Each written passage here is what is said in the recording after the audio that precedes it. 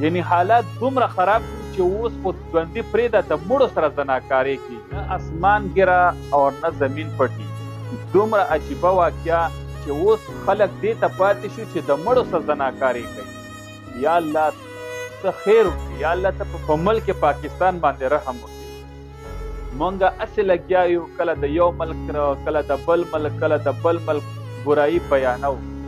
هغه خو پرېږده، خو بېدینه خلک دي، یا خو کافران دي یا خو یهودیان دي.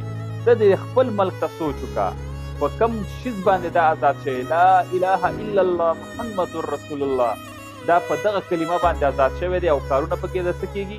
د یهودیانو، د عیسایانو، یعنی هر ناروا کار چې دی هغه زموږ په دې ملک کې روان دی او ښه په جار روان دی. نه چا مخنیوی وکړو، نه چا څه خبره پرې وکړه، نه چا څوک پرې خبر شو. نو نور حالات څنګه خراب شي؟ الله پاک به څنګه عذاب په موږ نه وروي؟ دا څو ورځې مسلسل دا زلزلې تاسو نه وینئ؟ دا د کاڼو بارانونه چې کېدل، دا دومره ګلۍ چې ورېده، دا تاسو نه لیده؟ دا ولې؟ دا وجه دغه ده چې مونږ د دین نه لرې یو. مونږ دومره بېدینۍ کې سر ورښکته کړی دی چې الله او الله رسول رانه هېر دی، د هغه طریقې رانه هېرې دي. مولیانو نه لرې یو، په مولیانو پسې خبرې، په خلکو پسې خبرې، د یو بل برایي بیانولو ته ښه تکړه یو. بس صرف دغه تکړه یو چې یو جلسه ده او راشه زنده‌باد او مرداباد پکې وه، بیا په بله جلسه کې زنده‌باد او مرداباد نارې ووهه. په خپل ځان رحم وکړه، په خپلو بچو رحم وکړه، په خپل مور او پلار باندې رحم وکړه. کښېنه د جومات کې د علماو سره کښېنه، د هغې نه څه زده کړه وکړه، بچي د هغې سره کښېنوه. که نن هم تاسو دا خپل بچي د دې علماو نه لرې کړل، قسم سره درته وایم چې سبا دا حالت په تام راتلی شي. ځکه چې هغه به دین پېژندلی نه وي، هغه به د ګناه نه خبر نه وي، هغه ته به دا څه ښکاري نه. دا د علماو نه لرېوالی دی. مونږ تاسو پاټې رانیولې دي او علما هم پرېښي دي. نو د دغه وجې نه په مونږ کې ګمراهي دننه شوې ده، دومره حد له دننه شوې ده چې مونږ د دې نه راوتې نه شو او اوس په دغه تیاره کې پراته یو.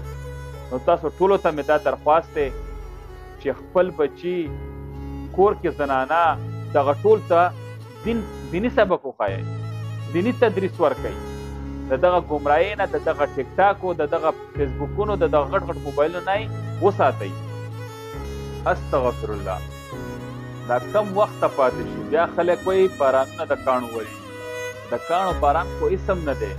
ښه دی چې اوسه پورې دا ملک پاکستان بچ دی، دا په نوم د لا اله الا الله آزاد شوی دی او پکې کارونه څنګه کېږي. یعنې دا ژوندو چې کم دا چکلې دي په دې ملک کې، سینماګانې دي، نورې د زناکارۍ څومره بدکارې دي، دا ټول د هغې نتیجه ده. یعنې هغه خو پرېږده، اوس دا خلک د مړو نه خوندونه اخلي. دا ولې؟ په مونږ کې اسلام نشته، مونږ د اسلام نه لرې یو، جومات پیژنو نه. ښځو ته هم غټ غټ موبایلونه ورکړي دي او په کور کې ناست دغه ټیک ټاک یې پې کوي. سړي هم ټول دغه شانتې دي. دا ولې؟ چې په ملک کې تاسو کله یو له اوټ ورکوئ، کله بل له اوټ ورکوئ. ځکه خو بار مونږ وایو چې مولا له اوټ ورکه، کم از کم د هغه خو به د خپلې پټکۍ نه، د دغه غټې ګیرې نه به لږ خو شرم ورځي که نه؟ لږ خو د دې د شرم په وجه خو به ځنې ښه کار کوي که نه؟ د اسلام کار خو به کوي که نه؟ خو تاسو یې چې کله په یو خریلي پسې ورشئ، کله په بل خریلي پسې ورشئ، کله په یو اجړه پسې ورشئ، کله په بل اجړه پسې ورشئ او اوټ مولا له ورنه کوي.